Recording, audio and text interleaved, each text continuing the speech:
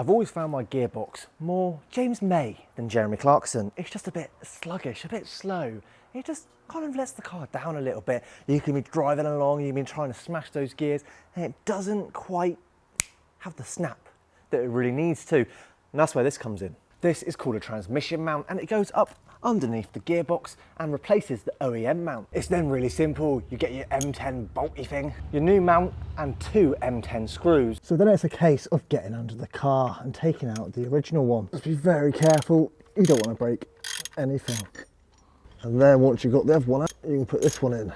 And then, as per manufacturer spec, torque it to where it should be. As you can see, it takes up a massive amount of space compared to the original mount, and this allows for crisper gear changes. And then it's time to set the car back down on the ground. Oh, something isn't right in this car, guys. I think that's what's broken.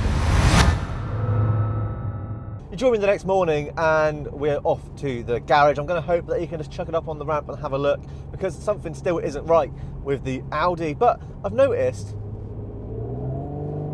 it's only under load.